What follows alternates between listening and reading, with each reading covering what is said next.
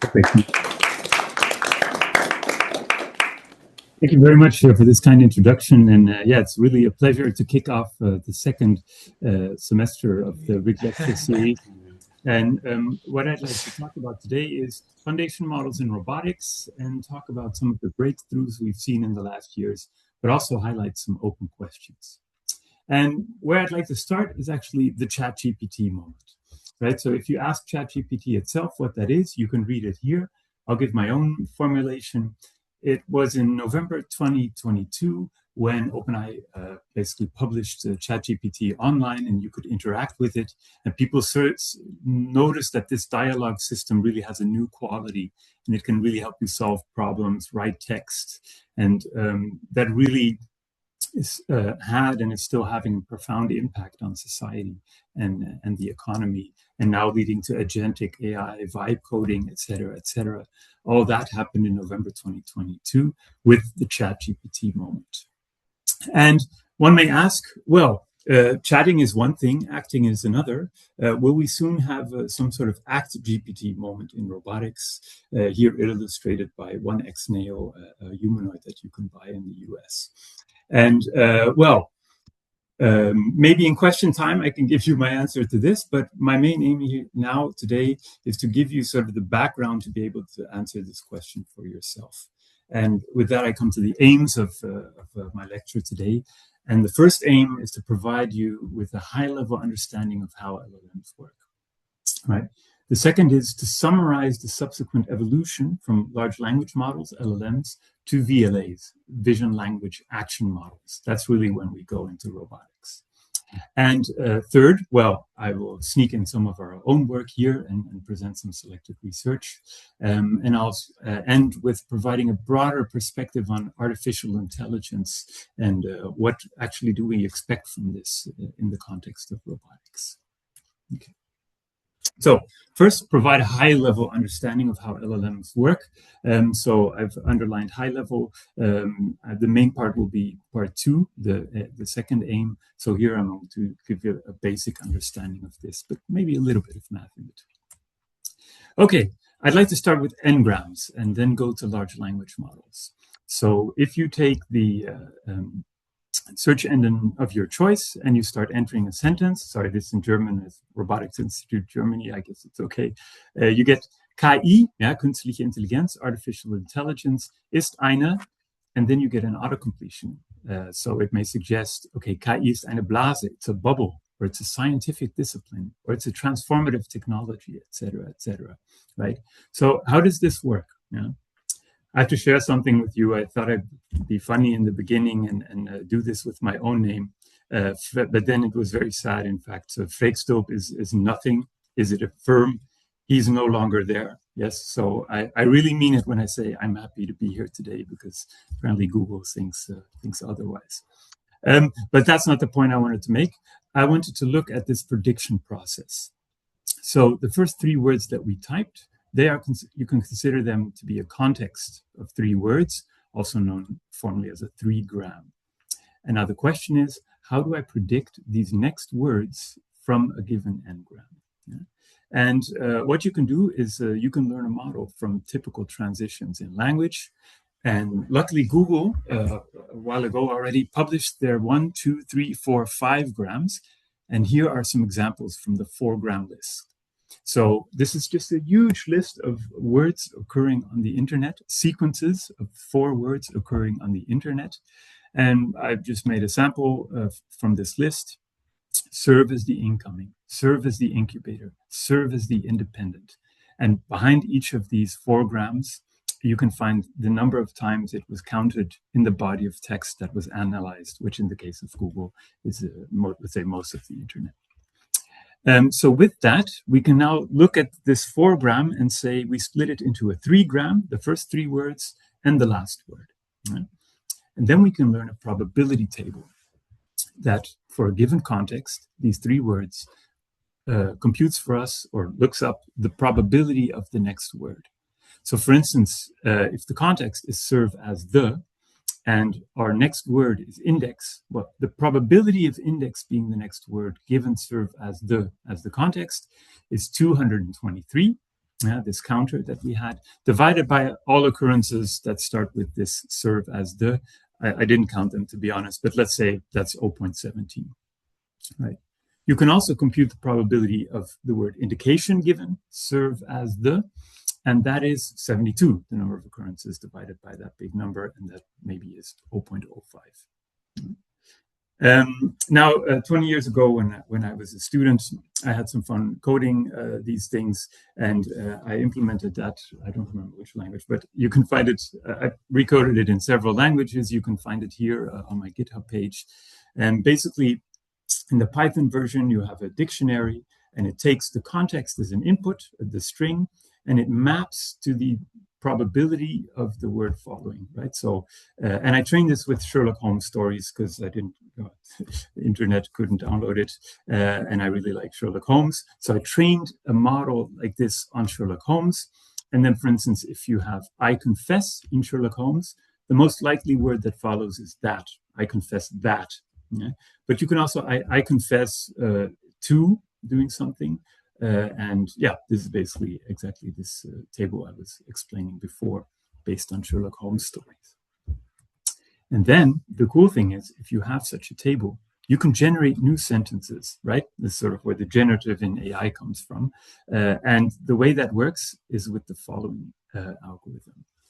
So you have to start it with a seed, let's say a user prompt. Let's say I choose I confess, right? It's a 2 gram, so that's what I choose. And with this 2 gram, it looks in the probability table and it says, actually that 11 out of 15, that's a very high probability. I'm going to choose that. So it samples the next word randomly, but weighted by the probability of that word. So we add the word that to our list. I confess that. Now, with the context confess that, the probability, well, it selects the next word I. So I added, I confess that I was not mistaken. You keep adding one word at a time until the token that is predicted is the end token, a period or a question mark or something like that. And then we've generated a new sentence. I confess that I was not mistaken. Right? And the fun thing about this is it's a grammatically correct sentence, but it's not one that occurs in Sherlock Holmes, because with this random sampling, you can generate new sentences. And yeah, that's actually already fun game to play. These are some of the sentences generated by this program. Holmes is a very stout, florid-faced elderly gentleman with fiery red hair. That is a nice sentence, but it's not true in the context of Sherlock Holmes. And here are some others. Another one, I was inclined to think that those 7 weeks represented the difference between a Stradivarius and an engagement. Grammatically correct, but if you understand what it means, you are a more imaginative person than I, right? So these sentences make sense in a certain way, but in others not. And that also depends on the size of the context you choose. If you just choose one word as a seed, you're going to get very random texts. And if you use 0 as an input, you get essentially random sampling of word from the text. And if you choose a very large context, the process is not random anymore, but it essentially repeats sentences from the Sherlock Holmes oeuvre. Yeah. There are also more ruder ones, which are quite funny, but you have to go to my GitHub page to find examples of that.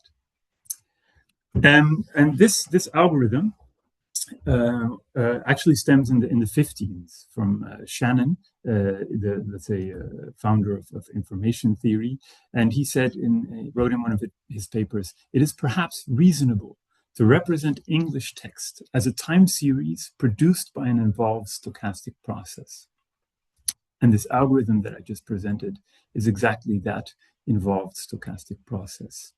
And I've found it very surprising when I learned that this is still the backbone of ChatGPT and other LLMs used today. So the LLMs, ChatGPT, are not considering writing many words at once. It's really one at a time, moving the context window, generate another word, and doing this in an autoregressive manner. So yeah, this is essentially the backbone of ChatGPT and other LLMs.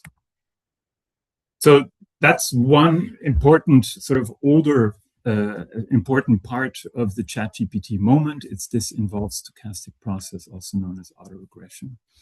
But yeah, that's been along for a long time. So what else was needed to actually achieve this moment? Well, the second was word embeddings. And that means that you represent words not as strings, not as sequences of ASCII characters, for instance, as symbols, but you represent them as vectors.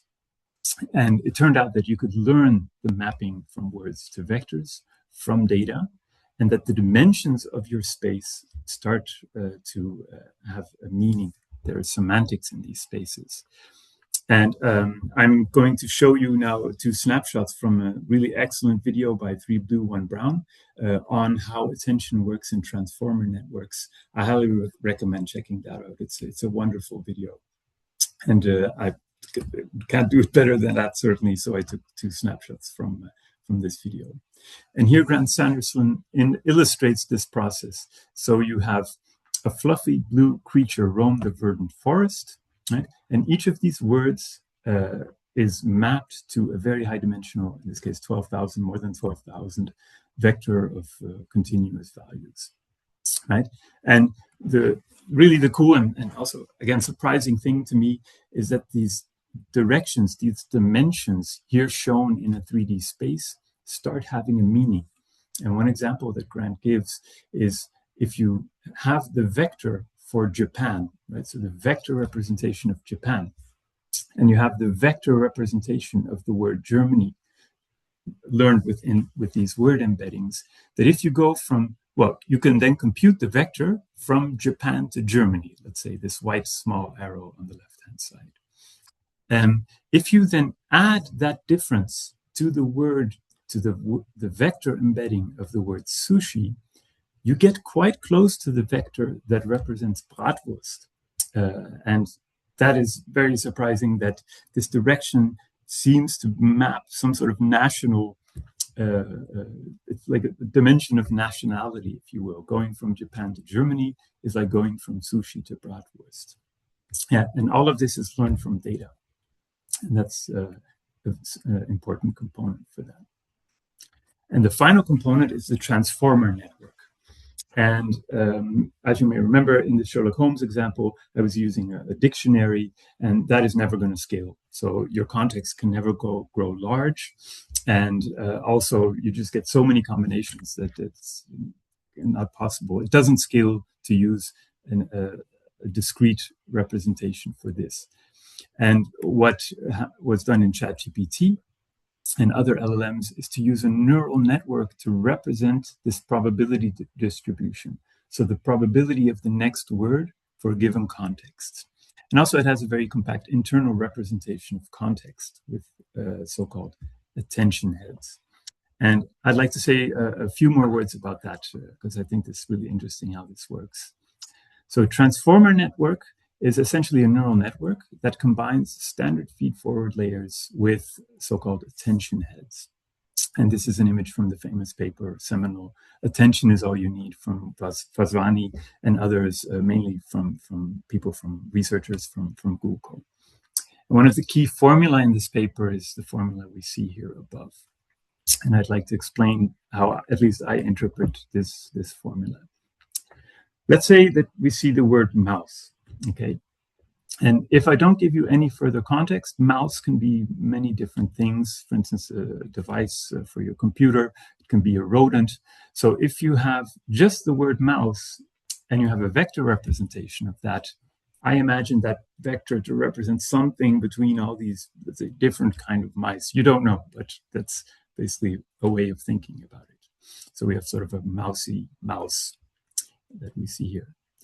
Now, if I tell you the sentence, could you recommend a good keyboard and mouse to me? Then I think it's pretty clear that I'm not talking about a rodent. I'm actually talking about a computer mouse. And that computer mouse will have some different vector representation in this embedding. And the question now is, how does this sentence modify, how can I use this context to modify the vector mouse into the one representing the computer mouse? So how do I do this? And that's exactly what this softmax multiplied with a value is doing. And that works as follows. So there is the Q matrix, and it's a query. And basically, yeah, it's a matrix, right? There's no words inside. But the way to interpret this is there any sort of preceding token or word that could have an influence on my vector, on where my embedding is? So in this case, let's assume mouse is making that query. And the key is basically saying, does any subsequent token in the sentence want its embedding, its meaning, modified by me? So here that would be the keyboard. And the value means actually how should the token embedding be changed? How should I move in the embedding space in order to apply that change in meaning? So if we start with our rodent mouse computer device, and we look at the query and the key, they match up. So this dot product is going to give some high value because keyboard can have a lot of influence on the meaning of the word mouse. So this Q times K transpose is going to have a high value. And the softmax then turns this into a high probability, 0.9 or something like that. And this D factor is a scaling factor. I'll not go into that now. And V, I don't know, it's very difficult to really interpret as a human what's going on there, but I imagine that maybe the word keyboard moves things in the direction of being computer devices. A keyboard is a computer device, so it would have a V vector like this. And then you add this softmax term times V to the strange rodent mouse, and then you get actually a computer mouse. So this is how this attention mechanism is working at a very high level of abstraction. I'm explaining it right now within transformer networks. Okay, so that was the third sort of critical component of achieving the ChatGPT moment. And of course, much more data is being used than just Sherlock Holmes stories.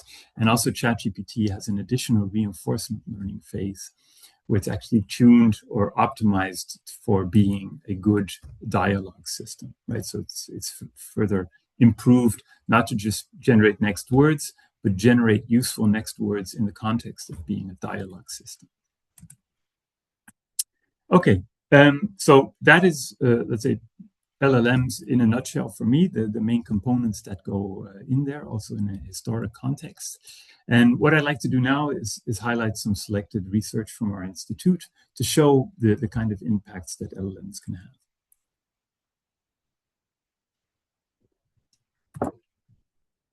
Maybe some background first. So as mentioned by Guillermo in the introduction, I'm from the Institute of Robotics and Mechatronics at the German Aerospace Center, Deutsches Zentrum für Luft- und Raumfahrt, abbreviation DLR. And we are an applied research institute. That means that we look at different applications and see how robotics can make an impact in that. Maybe for context, sorry, I forgot to say, the German Aerospace Center, it's about 10,000 people throughout all of Germany, doing research on a wide range of topics from rocket science to robotics and everything in between. And the Institute of Robotics and Mechatronics is about 250 people doing research on application-driven research on robotics. And here's some example applications. We work on re-enabling systems to re-enable people with motor impairments to perform activities of daily living.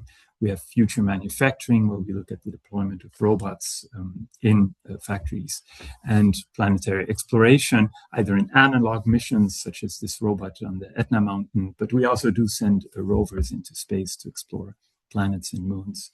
And also space assistance, where we've had several sessions where astronauts control robots on Earth from the International Space Station. And this is like a trial run for one day doing so on Mars. And yeah, we do research to enable progress in these applications, such as shared control templates, guided reinforcement learning, hybrid world models, and improving explainability with state summaries. And the latter one is where LLMs have had a particular impact on. So that's something that I would like to highlight now. And that's our approach, Raccoon. So explainability to us, it means that the robot is able to explain what it is doing and why it is doing that.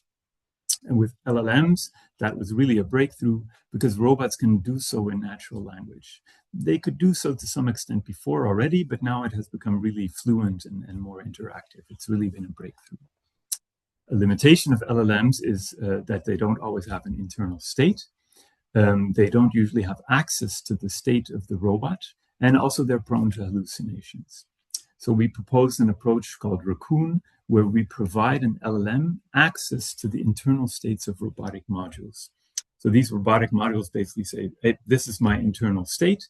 That state is used as a context for the LLM query, and that allows the robot to answer questions such as, Eden, that's the assistive wheelchair, can you open this door?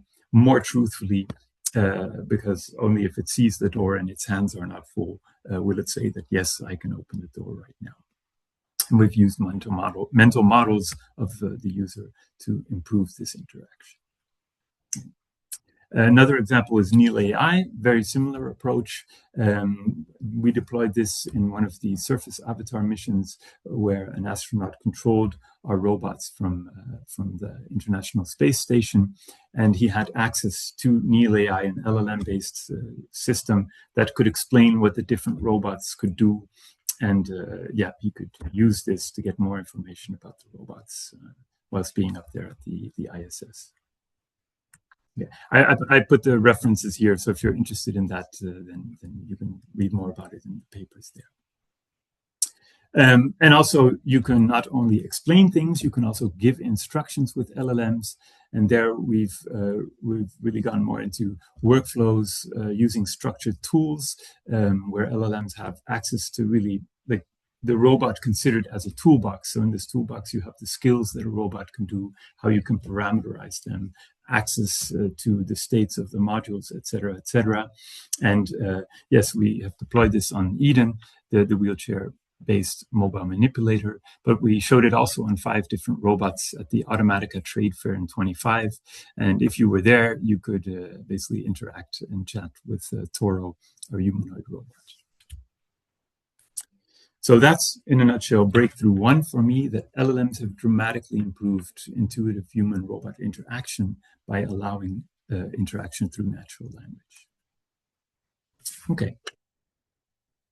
So one aim, hopefully achieved, providing a high-level understanding of how LLMs worked and showing some first selected research works from our institute.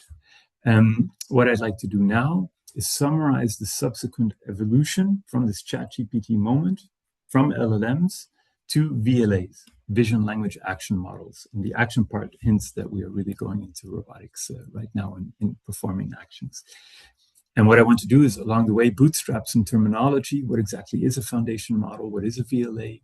And I also want to, again, summarize the impact that they have had on robotics, as well as some open questions and limitations. Okay. This blue box here at the top, that's going to guide us through this part of the presentation because we're going to see different approaches here in sequence. So we covered already the large language models and the critical role of transformer networks in LLMs. Based on LLMs, people then propose vision language models.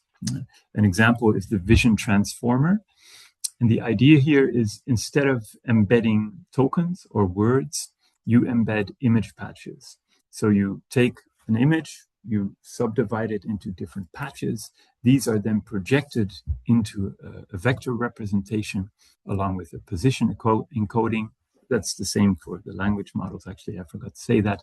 And then you use a transformer to process this and place attention to the things that really matter to the questions you want to ask. And in this case, it could be a classifier like, do I see a bird, a ball, or a car in this image? So that's the vision transformer. And most VLMs work in a very similar way. And this is really cool also for robotics because you can give a VLM, I think this is Moondream, where I ask the question, please generate a caption for me. And it shows, the image shows a yellow and black cordless drill. We've probably all done something like this. And that is super useful information for a robot. And you can also ask things to be annotated in the image. For instance, if you ask where should I grasp the drill, sorry, you get this red bounding box along the handle of the drill. And if you ask which button activates the drill, it quite accurately shows where the button is that you need to press in order to operate this drill. And that is really cool. Also, you can ask more complex questions about images, and that you can make use of the reasoning abilities of LLMs to answer questions about where objects are in the image or how many of them there are. And for me, this is really the second main breakthrough, is that LLMs and VLMs have made common open world knowledge queryable in natural language. So something like annotating an image with these red bounding boxes, that was completely unthinkable only, let's say, 3.5 years ago, with this sort of zero-shot performance that it works in many cases. And that is really important because this can help a robot understand where it needs to grasp parts, what are the meanings of different parts of objects, what are objects made for in the first place. And there were approaches before trying to do this, for instance, ontologies, where you try and hand code all these facts in a formal language and describe relationships between them. But that, let's say, never scaled to the level that robots would have access to, let's say, facts about the everyday world surrounding us. Right, and now LLMs and VLMs can provide us with that. The limitation is, well, for instance, in this case here with the drill, this is the drill on the ISS, by the way, is that they project their knowledge on a pixel space usually, and that is not sufficient for grasp planning. For grasp planning, you actually need a 3D model, and you need some physical reasoning about where you can grasp this object. And that's something we've been working on in a solution that we call Tiger. And this is a pipeline for leveraging VLMs to get the knowledge about objects and what they're made for and where you should grasp them or where it may be dangerous to grasp them. And yes, we run this through a pipeline that also does then geometric reasoning so that we can see what is the best physical grasp for this grasp that I want to perform given that object. Right. So transporting the basket, it sort of zero-shot grasps it by the handle rather than grasping it by the side, because this is the natural way of grasping a basket. And here are some other examples. Okay, so we're going at a good tempo. We've covered the LLMs, the VLMs. I'm going to come to open question and limitations more later. We're now going to go down a quite different track, but still based on transformer networks. Because the large language models and the vision language models, I call them the language pathway because it's based on language. It's initially trained with language. Their input is language, their output is language. But there was also a separate pathway in which transformer networks really had an impact. And that's what I call the visual motor pathway. So here it's about vision as an input and action as an output. And here, one approach is denoising-based policies, also known, for instance, as diffusion policies or flow matching. And that's what I'm going to go into now briefly. Okay, before coming to the actions, again, we're going to have to look at another model, diffusion models for image generation, and what happens in these models, such as stable diffusion or DAL-E, is that you take Gaussian noise, you take a very noisy image, and you subtract noise from that in an iterative process until you've subtracted so much noise that you're left with a noise-free image, for instance, of a cat. And that may seem a bit counterintuitive,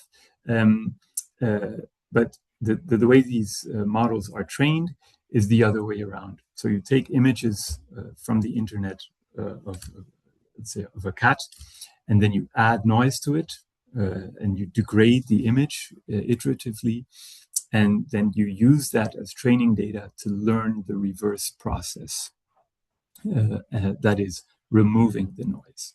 And this is called image diffusion. Now, if you take just Gaussian noise and you let this process run, it's, let's say, essentially random, so you may get an image of a cat or something else. But luckily, you can condition this also on language. So you can say, please generate an image of a cat or generate an image of a mouse-like computer device, things like that. Yeah. And here in this graph, you see the same matrices Q, K, and V. Now, this idea was then applied to robotic action generation in action diffusion. So here, the idea is you start with a very noisy trajectory, just Gaussian noise, and then iteratively you remove noise until you achieve a trajectory that achieves some task that you want to do.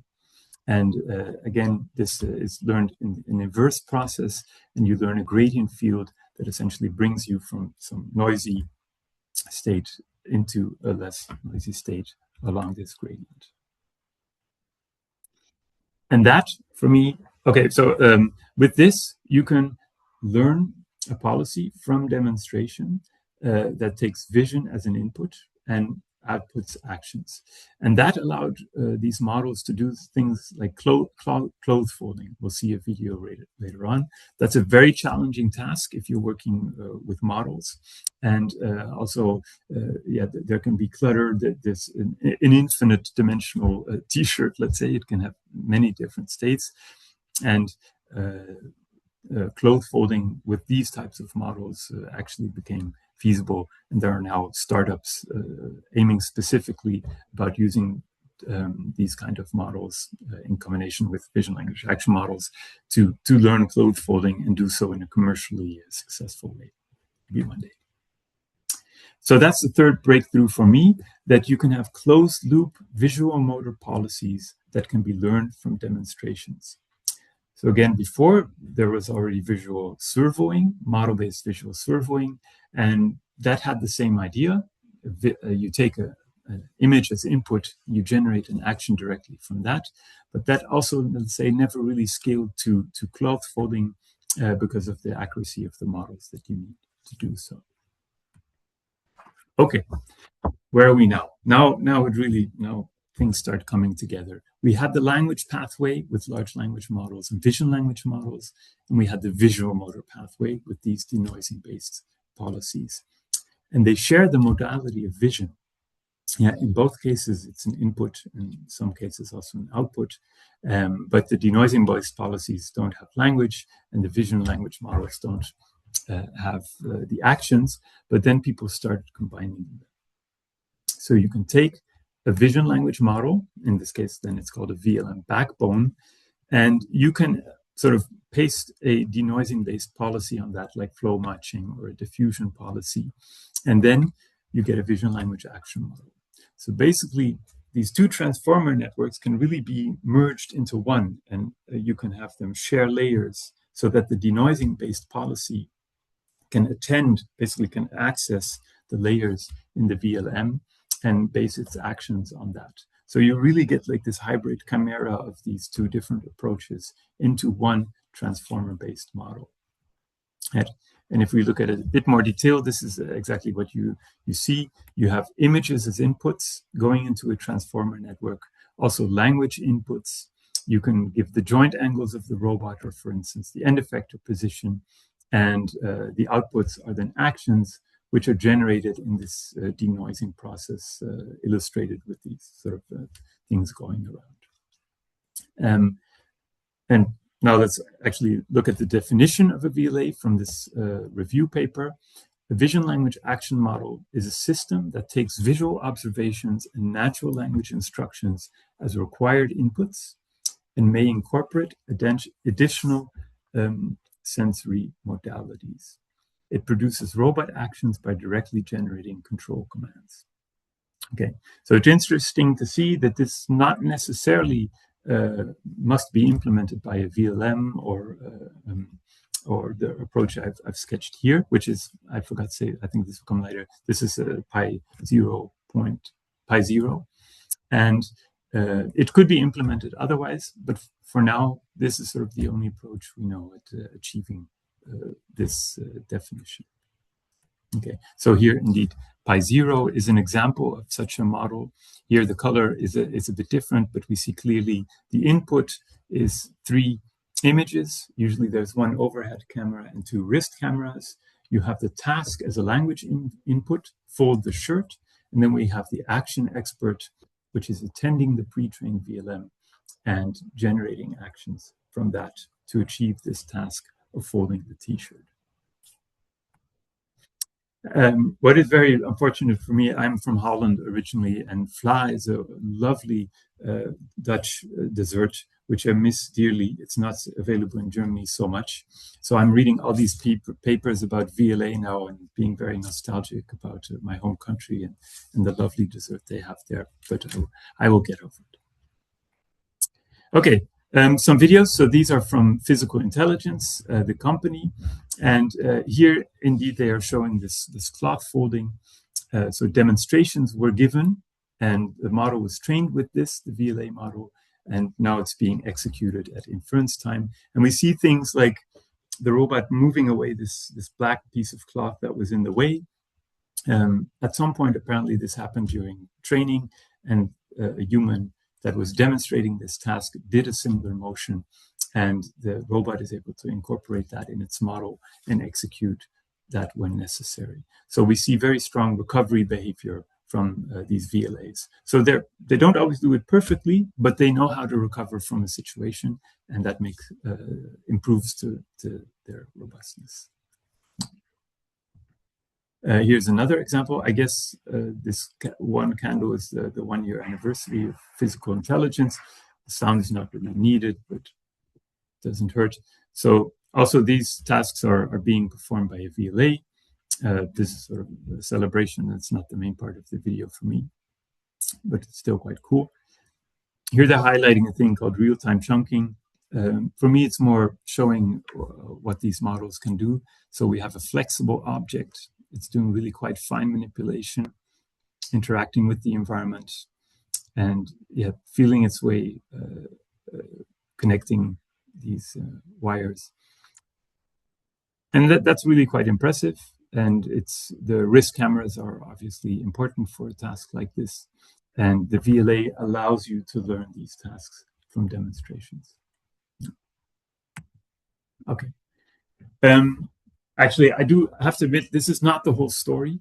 I was highlighting one class of VLAs where you take a denoising-based policy and merge it with a VLM. There are other classes of VLAs, also RT2, RTX, Octo Open VLA. They don't belong in that denoising-based VLA category. And if you want to know more about that, we have a recent review article sort of highlighting these different architectures and their history, let's say, over the last 3 years. But we're seeing, let's say, a very powerful performance from these denoising-based VLAs these days. Okay. A few more words about training. And here we see the architecture. That's not my main point of interest right now. When you train this architecture, what exactly is in this database? So you need language, you need the images from the cameras, you need the joint encodings or the joint angles or the end effector positions, and also the actions. You need to have examples of performing the task, right? So let's have that is what goes in this database. Also, what's in this database? Soup. In a sense, and we'll get to that later, why that is the case. So when talking about the training, let's go one step up and look at the definition of foundation models, because this applies to LLMs, VLMs, and VLAs. And I think this is useful to talk about the training process. So foundation models are trained on broad data, generally using self-supervision at scale, that can be adapted to a wide range of downstream tasks. So let's look a bit at what some of these words mean. So a model is pre-trained with data for many, many, many tasks, right? Not just Sherlock Holmes. An LLM is trained, let's say, on all text on the internet. And that makes it very general. So because it's seen so many examples, that makes it very generally applicable to many different kinds of tasks. So that's the pre-training, right? So ChatGPT has been pre-trained for you, so you can have a dialogue with it. And this is exactly what the P in ChatGPT stands for. Now, you may transfer that model to something that you specifically want to do. Maybe as an example, I want ChatGPT or another LLM to write poems about robotics, robotic poems. And I have to admit, I've not tried, I should do so. But I expect it would do quite good at that. And then you already have zero-shot performance. If that works well for you, then apparently this very general model works on your specific downstream task for writing robot poems already. But maybe it doesn't do so well. So maybe the pre-trained model, which is very general, is not so good at the specific task that you want. What you can then do is fine-tune that model with data that you provide. For instance, I could try and write a few poems about robotics and provide that as an input to further train the model. Right? And that's called fine-tuning. So that means that the model becomes better at these specific tasks, downstream tasks that I want it to do. Okay. So let's look at this training process with the example of Pi0. So first, they take a VLM that has already been pre-trained. So the VLM backbone with upstream internet scale data, languages, images, etc., but no actions. Okay, and in Pi0, this is not a model that they pre-train themselves. They essentially take a pre-trained VLM and use that. Then you need to pre-train the VLA, so the actions need to be taken into account. So you need huge databases of demonstrations for doing so. So in Pi0, they use the OpenX embodiment data set, which contains millions of trajectories from different robots, and also some of ours, also from the Eden robot you saw in a previous slide. They also have their own Pi cross-embodiment robot data set for many different tasks, loading dishes, sorting Legos, making coffee, etc., etc. So this pre-trains the entire VLA with a wealth of data for different tasks, including also actions, robot joint angles, etc., etc. Okay, now, if you choose a task, a downstream task that is within the distribution of the tasks that were shown during pre-training, with a bit of luck, your robot can achieve the task zero shot. That means out of the box. You tell it, bust the table, open popcorn, and it does it out of the box. You hope it does it out of the box. So if it does so, you're done. The model already works for you. So that's what they're trying to achieve with, for instance, laundry folding in this company, that they give so many data that it will be able to fold any kind of laundry. Okay, but if zero shot doesn't work on the task, well, then you need to have this fine-tuning process. You need to fine-tune your VLA with downstream data. So in Pi0, they have additional data for specializing it for certain tasks. And that is the fine-tuning process I was speaking about before. And now, let's go back to that initial question. Will we soon have an ActGPT moment, right? It's all very ill-defined what that question actually means, or even what ActGPT means. It's more a gist of it. One way of formulating this question, this is a first perspective, we'll get another one later, is will enough upstream data, right? So in the pre-training, become available such that VLAs can be pre-trained to perform any everyday downstream task on any robot without requiring fine-tuning, right? So I've on purpose put all these terms in here to make it very specific. That means the robot does everything zero shot, yeah? And the hope is in the community, or some have this hope, that we can make a loop where the data that is used for VLA fine-tuning on the task that it could not do yet, if you add this to the huge database that is used for pre-training, more and more and more tasks will be added to the pre-training phase. So the hope is that the robot is able to do more and more tasks zero shot without requiring fine-tuning. Right? And this is sort of the ActGPT defined as the limit of that, when everything can be done zero shot. Yeah? And well, during question time, we can discuss if we think that's feasible or not, or what your opinion on this is. Oh yeah, I need to talk about that soup.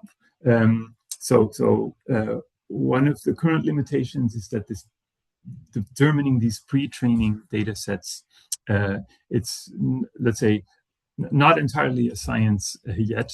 People are working on it, but you will find remarks like the ox magic soup. And that means that you choose the right mixture of data for your model to perform well on the tasks that you have in mind, or to ensure that it generalizes well. So this is a term used in papers, and that's where my little soup joke from the beginning came from. Okay, limitations. One is, well, I was speaking a bit about hope, because currently VLAs at the moment are not such that you put them on your robot and it works out of the box. At least that's our experience with the robots that we have. So success rates vary much, and it's also very difficult to predict when the task will succeed or fail. Maybe you change something in the environment, it doesn't work anymore, or you change something in the task. It's very difficult to predict when you will get this good performance on a task or not, or when you need fine-tuning. And maybe another limitation I didn't mention earlier, when you start fine-tuning a model, you may get catastrophic forgetting. So it becomes good at that one task, but it may forget everything about the language input. So it can only do that task, and it's no longer general. That may still be useful, but that is, let's say, a problem that is being addressed with approaches like knowledge insulation, to ensure that you don't forget the things that you need to be general. Right. Okay, so the solution proposed for this problem is that you gather either more data for fine-tuning, but there are also many people now working on adding a reinforcement learning phase, so that the robot is able to learn from its own exploration of the environment. Okay, that's the bulk of the talk that I have today. But now we come to an outlook on AI. Oh no! First comes this part. I wanted to summarize, let's say, how these different models have had an impact on robotics. And here's a very nice image which I've adapted from this review on transfer learning. And they speak of different abstraction levels in robotics. So maybe you want to instruct your robot through verbal instructions, right? That's at a very high level of abstraction. Or maybe by specifying actually the goal that you want the robot to achieve. Or maybe you want to give your robot certain movement primitives. You provide this to the robot. Or you give it trajectory demonstrations at a quite low level. Yeah. And if you want to give these instructions at that level of abstraction, the robot is going to need different capabilities. Yeah. So if you give demonstrations and you only want the robot to reproduce those trajectories, all you need, let's say, is low-level joint control. If you want to execute these movement primitives, the robot will need some skills to do that. And at the highest level, if you give verbal instructions to the robot, please clean the kitchen, it's going to need very abstract, high-level sort of understanding of the concepts in the world, and able to interpret such an instruction and execute that. So these are different levels of abstraction in robots. And this is how I think these different components map to those levels. It's not precise, it's not discrete, but approximately like this. You have the denoising-based policies at the lower level of abstraction, and the vision language, well, everything to do with language is at the higher level of abstraction, just as with humans. So let me recap the breakthrough. At these high-level abstraction level, LLMs have dramatically improved intuitive human-robot interaction. The second breakthrough, also at this high level, is that LLMs and VLMs have made common open-world knowledge queryable in natural language, allowing robots to understand what objects are for and where to grasp them, etc. A third breakthrough is at lower abstraction levels, and that's that we can now learn visual motor policies, visual servoing, let's say, from demonstrations. So we can close the loop on vision with visual motor policies. Yeah, and then breakthrough 4, where I still put sort of a question mark, is that with these VLAs, they cover the entire stack because they use large language models, they use vision language models, they use diffusion policies or flow matching, and they implement essentially the full stack of these capabilities and abstraction levels. So they promise that you tell the robot what to do in natural language, and it simply does it. Okay, now that was the main part of the talk. I'd like to take one step back before concluding and providing perhaps a broader perspective of artificial intelligence for robotics, also from my perspective as someone working in an applied research institute. And yeah, a bit of history to answer the question, what is artificial intelligence? And maybe as a spoiler alert, I gave up trying to give a definition of what is artificial intelligence because the term is too broad. It's too vague in a sense. And the reason why it's vague was on purpose, because in the 1940s, there was a professor, Norbert Wiener, who worked on cybernetics. And what they wanted to do is have analog implementations on physical systems that could interact with their environment, ideally in an intelligent way. And they did this purely in analog systems. So that was their thing, and that was called cybernetics. And John McCarthy he had a different perspective. He thought it's probably better to do this with digital representation, with computers. So he was looking for a different word from cybernetics, also not to have this feud, let's say, with Norbert about this. And he was looking for a term for a workshop, and he chose the term artificial intelligence, and to make it sort of distinct from cybernetics and to choose a more general term. So it's rather vague, the term, and if you search for artificial intelligence today at the search engine of your choice, you get like sort of always blue for some reason, brains and fingers pointing at each other, and it's very difficult to grasp what AI means from doing an image search on it. Yeah. Maybe as a roboticist and in the context of Freek, there are robots in almost most of these pictures, which I think it's nice. The artificial intelligence and robotics have always grown together in unison.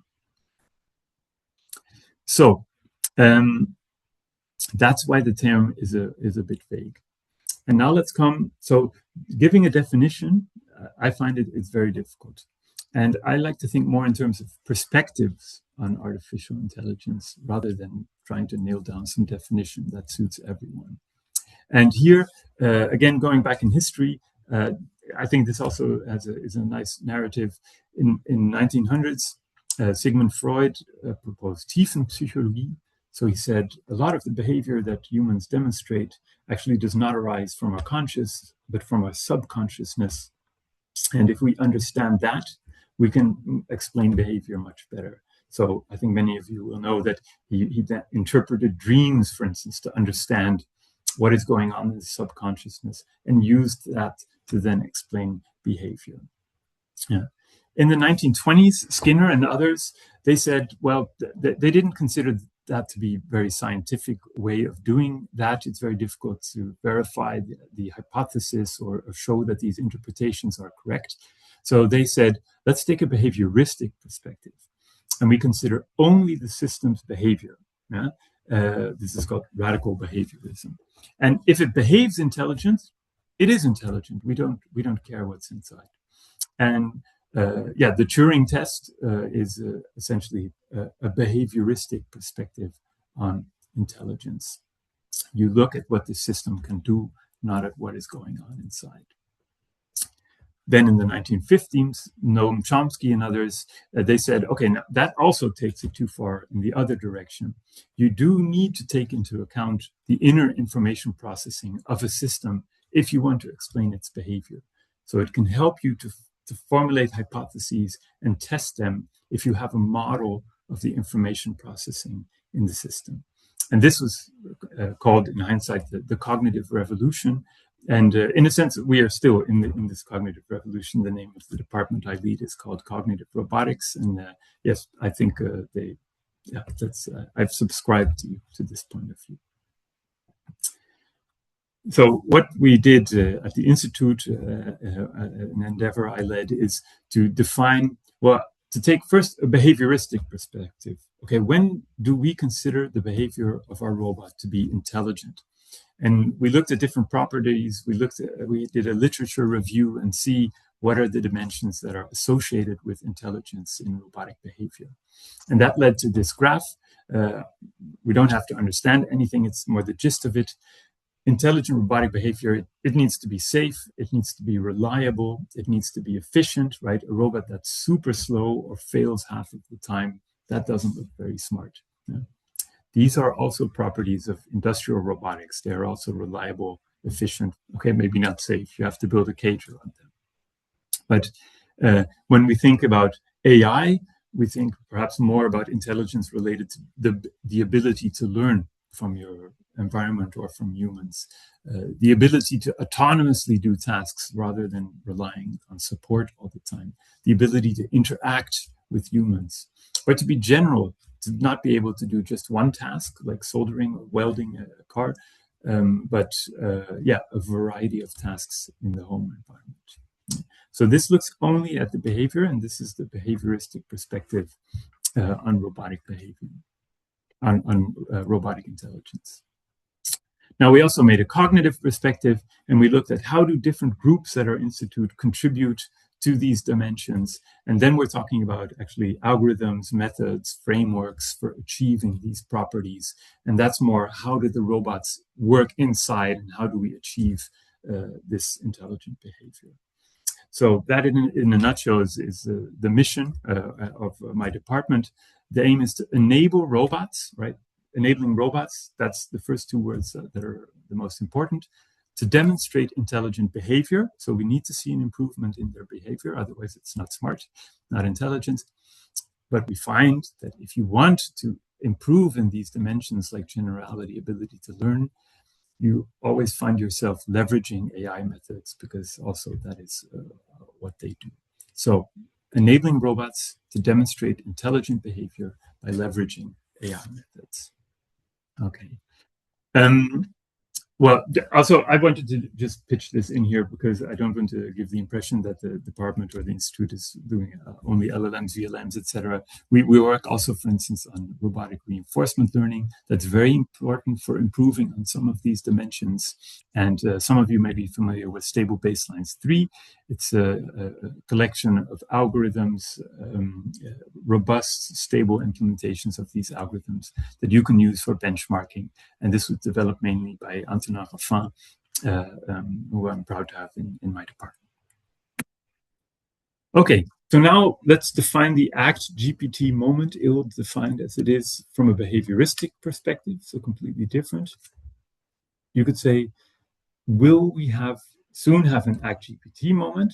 You could say, will we have a robot that scores 10 out of 10 on each of these dimensions? So it's super autonomous, it can interact, it's efficient, reliable, general, it can perform tasks in any kind of environment, right? That's another way of looking at this question.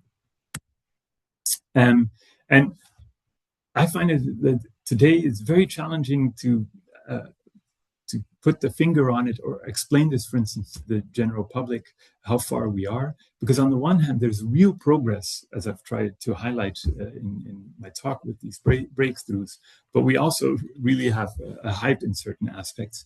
Here's the Gartner hype cycle, which describes technologies in terms of starting with an innovation trigger. Then there's the peak of inflated expectations. So the expectations are too high. And then people are sort of disillusioned with it. Yeah, they're disappointed, and they have to go through this trough and then come to the slope of enlightenment, where you really learn what it's to be used for, and then you achieve the plateau of productivity. And many of the things that I've been talking about today are currently on the way to the peak of inflated expectations, or they're already there in this year. So there's real progress, but one has to also look closely where the progress is really happening and where maybe the expectations are too high. And maybe what's not always helping is that sometimes it's being communicated like robots are really autonomous and really general and they can interact with humans. But then you find out that, in fact, behind the scenes, they are teleoperated.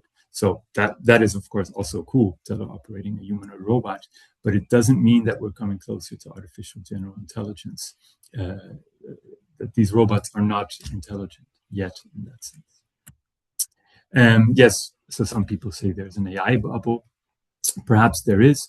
I think usually this is being referred to as a financial bubble, that too many investments are going into AI. I'm not a finance expert. I don't have much to say about that. But what I do agree with in this article heading is that if this bubble bursts, that certainly won't be the end of AI, because really these have been breakthroughs in AI and robotics that are there to stay. And also, maybe important to highlight, different forms, different applications that we look at require different forms of intelligence. We don't need general intelligence, artificial general intelligence to do useful work with robots and do ever more challenging things. So one application we look at is providing assistance in care for caregivers. And there we find it's very important that the robot is autonomous. It needs to be general. It needs in many environments. It needs to be very reliable. Basically, it's fetching stuff so that the caregivers can actually focus on what they need to do, and that is care. But if you're looking at a robot that is controlled by a human and providing assistance, for instance, for people with motor impairments, then autonomy is even an undesirable property in some cases because the people want to be in control of the system. However, it needs to be efficient or you get frustration. And it also needs to do very many different tasks, basically any task that this person can encounter with its robot, and the user may want support for. Okay, I'm coming to the conclusion now, looking at the watch. I hope that I've achieved my aims in this talk. That was, first of all, to provide a high-level understanding of how LLMs work. Then also to summarize how we went from LLMs, not we as an institute, but the community, from LLMs to VLMs to VLAs. I've briefly presented some selected research from your institute. If you're interested, of course, come visit us or send me an email. That was not the main purpose of the talk today. And also, in the end, I provided a bit broader perspective on artificial intelligence. So here I summarize these 4 breakthroughs that I see. And I think along the way, hopefully, we've bootstrapped some terminology, foundation models, what is a VLA, a downstream task, pre-training, fine-tuning. And I think what ChatGPT, most of you will know, it stands for Chat Generative Pre-trained Transformer. And we've had a closer look at what these terms mean also in this talk. So first of all, thank you very much for your attention in the different places where you are. Really great to have you here today. And of course, I thank some of the funding agencies that contributed here and the people in the Department of Cognitive Robotics. Thank you so much.